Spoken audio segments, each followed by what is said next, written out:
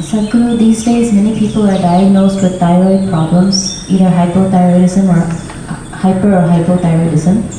Even though we are consuming iodized salt, still thyroid problems are prevalent. What is the cause of the increase in these problems? Is it stress-related, like diabetes or hypertension? Can we overcome these conditions with Hatha Yoga or Kriya, or being in a consecrated space like Isha Yoga Center? What are the things we can do to come out of it? I think a whole lot of people have come out of it with Hatha Yoga practice, no question about it. Being in a consecrated place definitely adds to it. But this pretty widespread manifestation of thyroid imbalance. So we must understand this. What you're calling as thyroid, in yoga we don't look at the glands like that. But medically, what you're calling as thyroid is that secretion within you which is trying to calibrate your system on a daily basis. It's just calibrating how much digestion should happen, how much energy should be produced, how much fat should be produced, how much muscle should be built, everything. It's trying to calibrate your physical structure. Your physical structure is very closely related to your psychological structure. Today, there is substantial evidence to show you that if you sit here and think of the mountain, your glandular function will happen in a certain way. If you think about a tiger, it'll happen another way. You think about an ocean, it'll happen another way. You think of a man or a woman, it'll happen another way. Just a thought, nothing. No contact with mountain, no contact with tiger, no contact with man, woman or ocean. Just a thought will fluctuate the glandular function. I'm saying that is how fine the system is, that it is trying to calibrate everything to keep you in a good place. The problem with you is, you need a bullock cart because you are the missing link. You need a bullock cart, but they gave you a fine spaceship. Every little thing will do a world of things. Simply if you touch it, go boom, waves of stuff happening in the system. Simply if you look like this and make one conclusion about the tree, this will go into many varieties of chemical and other kinds of variations. Glandular functions will change. Wherever you may be, whether you're in Mumbai or New York or London, wherever, just look at the situation in which you're walking. Maybe socially you've gotten used to those things, but look at the kind of atmosphere you're walking in, the number of things that are happening, none of them are conducive for this life. You might have gotten adjusted to it. Maybe now you can't live out of those cities, that's another matter. But the life that you are is not seeking that kind of atmosphere. So the number of variations that are happening within you are not in your favor. Glandular dysfunction is just one manifestation. A very highly calibrated function of glandular function, one thing is the thyroid. It's easily noticeable. The first thing, your physiological and psychological parameters get thrown off a bit simply because disturbance. And another dimension is what's the disturbance that's happening from within you, your own psychological patterns. Another dimension of disturbance is what kind of food is getting into you. There is no way you can eat anything today which is not chemically infested. If you're eating very organic food, it's little organic chemicals they're using. It's come to that place. It's very difficult to eat something that's just grown in the wild forest, you can pluck out something and eat. That's very, very little, not even a small percentage of people are capable of eating that anymore.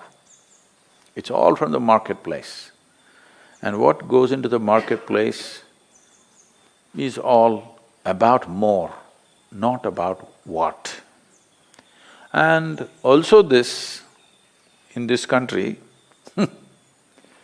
all these things are gone now, don't worry. My grandmother, every day the vegetable seller, they used to come home with a basket. Just then in the morning they would have plucked, by 7:38 they're at the doorstep. When they come, and she will look at this, when she wants to buy it, she won't allow the vegetable seller to touch the vegetables. They plucked and brought it. It's fresh, just now it's come off the plant. But if it has to go into the balance or if she has to choose 1, 2, 3, 4 like this, she won't let them touch it. You don't touch my vegetables. This is not to keep bacteria away. She doesn't want that woman or that man to touch the vegetables that her children and grandchildren will eat. She will touch it in a certain way. She will fondle it, she'll caress it, she'll look at it like this, and then she will cut it and make it. Don't think this is all funny. If all these things are missing in your life, you have to take pills to manage your glandular function, and there is no way by popping a pill you can get it into balance, you can suppress it. You cannot get it into proper balance, no way, because every day it's different, every moment it's different.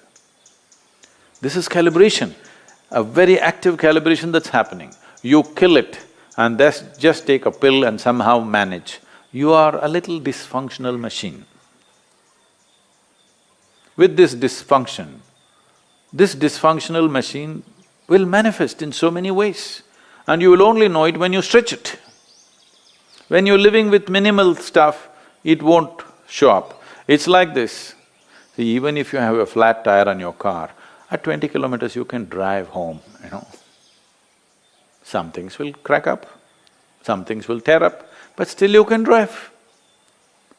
Only if you're hitting 200 kilometers per hour, then if the tire goes flat, then you know you fly off the road. So that's all it is. If all these things are taken care of well, now when you rev up your life to function at a much higher level, simply it'll go. Now you rev up your life without bringing that balance, then you see it'll freak. You will see this happening all around you every day. So, to invest that much into our lives, well, you can't leave your city and go and live in the jungle. You can't leave the atmospheres and go away. At least you must equip yourself so that those things don't have too much impact on you. It'll anyway have impact, but how much is the question? How much impact? At least within your home, surround yourself with some plants. If there is no space, fill your room. This is going to have some freaky bedrooms. Open up half the roof. Oh, but there's another floor above, Sadhguru. Okay, open up the damn walls so that some sunlight comes into you. Yes. Not everything is closed and just one air conditioner is going brrrr all the time. This is one thing, the reverberations around you are freaking this body completely, all the time, brrrr. Particularly when I'm outside the country, particularly in United States. Even in Europe it's little better. In United States, all the time something is buzzing, endlessly. When I come here, it's like, just still, which makes you alive. Everything is buzzing, you're like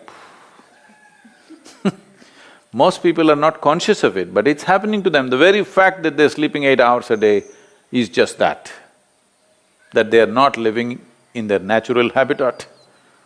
They are trying to protect themselves by sleeping. So, to protect yourself from disease, to protect yourself from mental illnesses, to protect yourself from all kinds of imbalances, you sleep 8, 10 hours a day. This is half your life, you're dead. Death is always a good fix. But that's not the fix we are looking for. We are looking for a life fix, not an end fix. If you end something, it is fixed, isn't it? Fixed or no? Fixed, but not the way we want. We want to be here, alive and be fully fixed. So if this has to happen, you can. I know you may look freaky, even I will think you're freaky. But you can bring some plant life into place where you sleep. When you walk, you must always be conscious of the life other than human life. Most people are not even conscious of the human beings, so I'm reminding you, you must be conscious of everything that is alive. A tree, a plant, a blade of grass, a grasshopper hopping, and the people that you don't like are passing by. All kinds of things. You must be alive to everything. Don't need to do any, oh, I love the tree. You don't have to love the tree. You have to be nourished by it. That's the only way to live. You like it or not, it's nourishing you right now. Consciously, if you do it, everything will work better. Something as simple as being alive to everything around you, indiscriminately, may regularize your thyroid problems. Of course, morning hatha yoga is there, kriyas are there, all these things will definitely help, and the consecrated, powerfully consecrated spaces are there.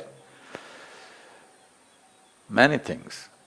One of the main reasons is human beings are becoming less and less active as technology grows. In a day, on an average human being, how much activity, physical activity they used to perform in the past, previous generations of people, and how much physical activity all of us are performing right now is abysmally low. With such a low level of activity, keeping the balance in the system is difficult. So little imbalance, don't go to bed. If you feel little imbalanced, you must jump into activity. Wherever activity is happening with some vigor and joy, you must jump into that activity and do more and more of it if you're feeling sick. Really. Because the moment you go back, you're empowering that. Well, if you're very ill, that's a different thing. But otherwise, you must… we are talking about essentially glandular dysfunction of various kinds. Activity is a simple solution for everything. And don't make activity, for those of you in New York, I'm telling you, don't make activity, you have that health band on your thing. 10 steps, 12 steps. Don't do this, that's not the way to do activity, you may get more sick by doing that. Simply, joyfully doing something. Being joyfully alive. Activity is, if you do not know how to sit here and be exuberantly alive, just go and play. Play a game, run around simply. Just imitate the grasshopper when you're walking. Try. Why not? You never did this? This is the problem with you. When you go now, I want to see you because you're going to walk on the grass. You better grow like a grasshopper. Chuk, chuk, chuk, chuk, chuk. You will see how much aliveness will happen with you. Essentially, your fundamental problem is you have become bloody serious about your life.